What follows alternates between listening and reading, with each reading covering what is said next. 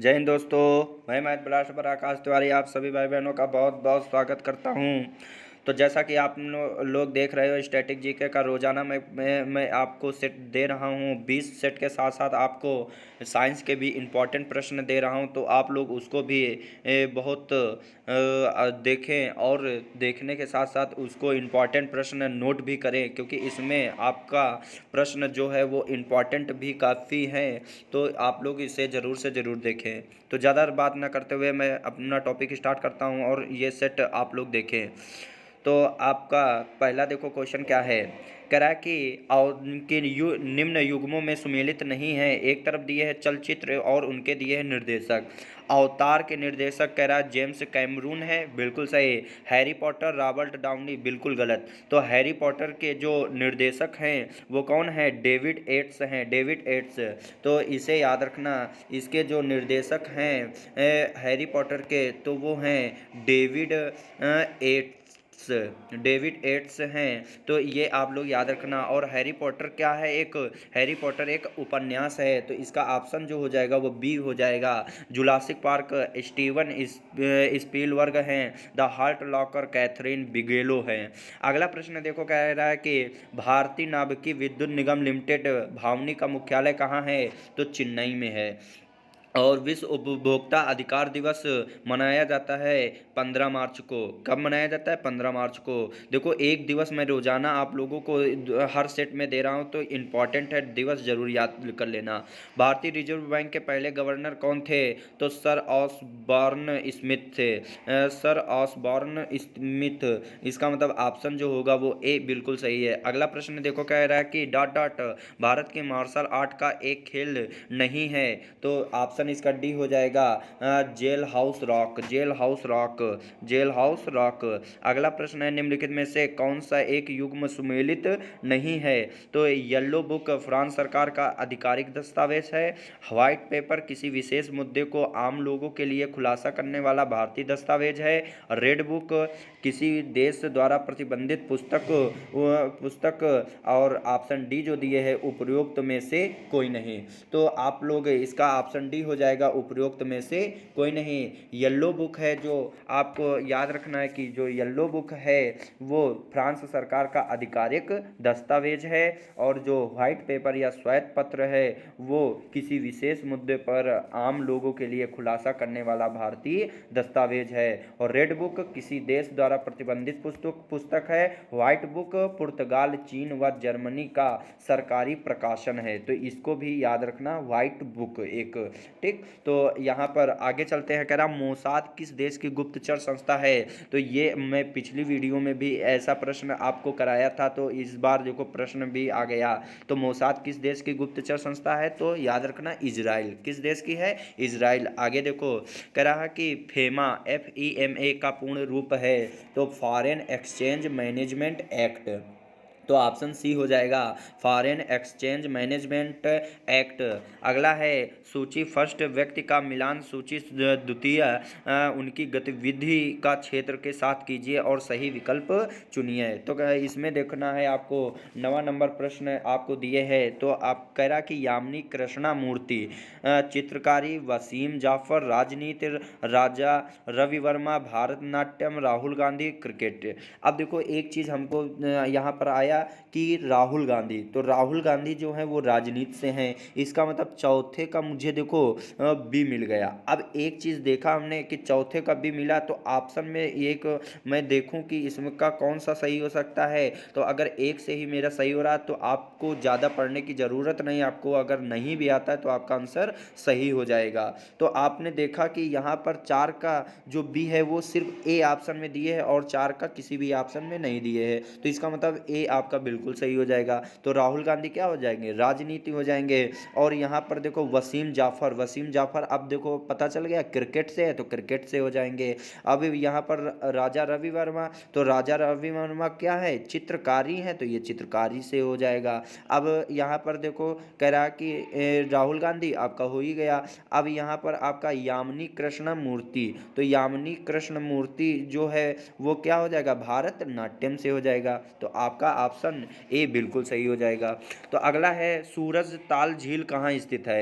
अब देखो इसमें सभी लोग गलत करते हैं कि जहाँ ताल देखा उत्तराखंड लगाया और घर आए तो वहाँ पर तो नंबर जुड़ा, लेकिन घर पे देखा तो आपका गलत हो गया। लेकिन अब नहीं गलत होगा। सूरज ताल जो है वो कहाँ का है, तो वो याद रखना सूरज ताल जो है वो झील हिमाचल प्रदेश की है। कहाँ की झील है, हिमाचल प्रदेश की। सूरज ताल झील कहाँ की है, हिमाचल प्रदेश की है। तो इसे आप लोग भूलना नहीं है अब आप लोगों को। तो कहीं पर भी सूरज ताल अगर मिल जाए, चंद्र ताल मिल जाए, कौन सी आज मिल जाए, चंद्र ताल मिल जाए, नाको झील मिल जाए, रेणुका झील मिल जाए, ये सब कहाँ की हैं, हिमाचल प्रदेश की हैं। तो ताल से संबंधित है ये सूरज ताल, चंद्र ताल, ये दो जरूर याद रखना कि चंद्र ताल, सूरज ताल हिमाचल प्रदेश की है, उत्तराखंड की नहीं।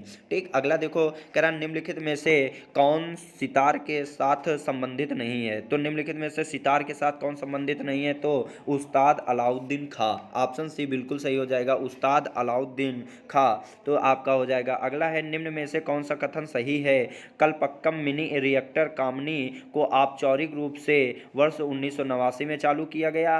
तो आपका बिल्कुल सही है, कामनी रिएक्टर का इस्तेमाल रेडियोधर्मी तथा गैर रेडियोधर्मी पदार्थों के न्यूट्रॉनों रेडियोग्राफी के लिए किया जाता है, बिल्कुल सही। तो ऑप्शन सी आपका हो जाएगा, एक और दो दोनों सही हैं। अगला प्रश्न देखो क्या कह रहा है कि द एक्सीडेंटल प्राइम मिनिस्टर के लेखक कौन है। तो द एक्सीडेंटल प्राइम मिनिस्टर के लेखक संजय बारू हैं। तो एक चीज याद रखना, जितनी भी प्रश्न करंट में आ रहे हैं और लेखक से संबंधित, पुस्तक से संबंधित, तो वो जरूर नोट कर लेना और उससे प्रश्न आपका एक आएगा, तो ये जरूर याद रखना।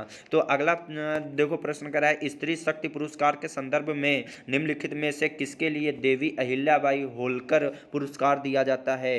तो वीरता और साहस के लिए। किस लिए, वीरता और साहस के लिए। ऑप्शन आपका जो होगा वो डी बिल्कुल सही हो जाएगा। और अगला है अरुण जेटली क्रिकेट स्टेडियम कहाँ स्थित है। तो अरुण जेटली क्रिकेट स्टेडियम दिल्ली में है, ऑप्शन बी आपका हो जाएगा।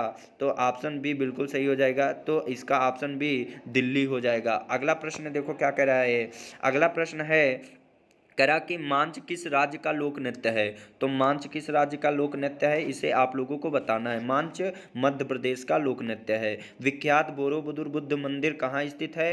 तो विख्यात बोरोबुदुर बुद्ध मंदिर कहाँ स्थित है। तो मंदिर भी आप लोगों को पढ़ना और मंदिर से भी संबंधित प्रश्न आते हैं। तो इंडोनेशिया कहाँ है, इंडोनेशिया, तो ये याद रखना।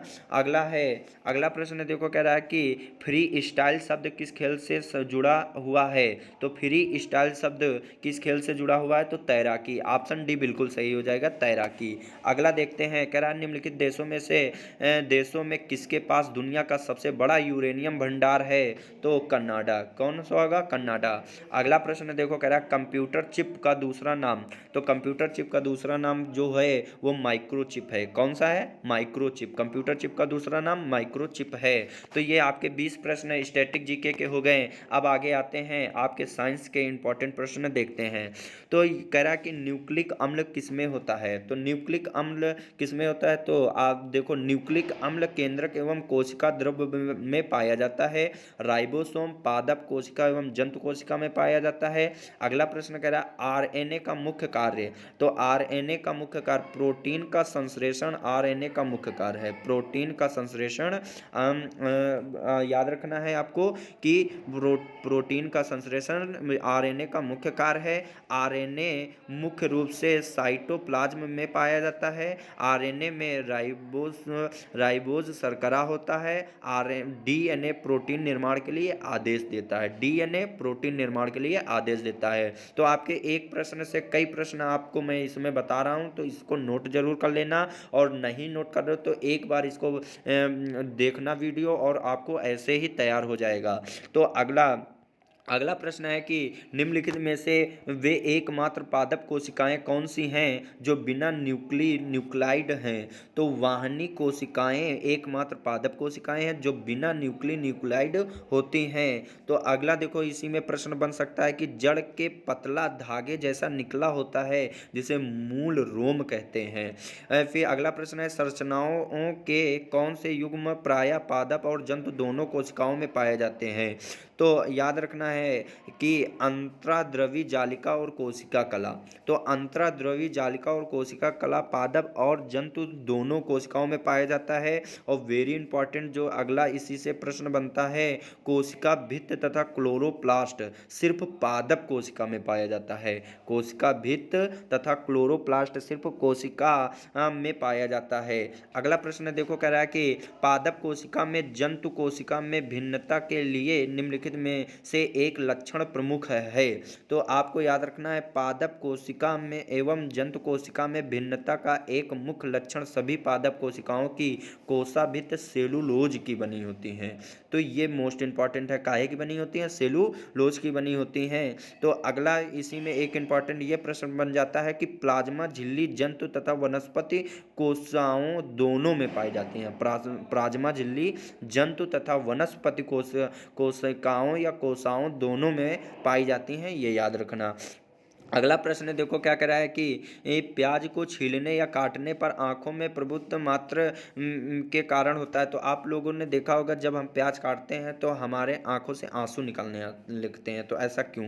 तो प्याज की कोशिकाओं में विद्यमान गंधक के कारण प्याज को छीलने या काटने पर आंखों में आंसू निकलते हैं। तो प्याज में एलाइल प्रोपाइल, है समझना, प्याज में एलाइल प्रोपाइल डाइसल्फाइड नामक पदार्थ पाया जाता है, जिसके कारण एक विशेष प्रकार की गंध होती है।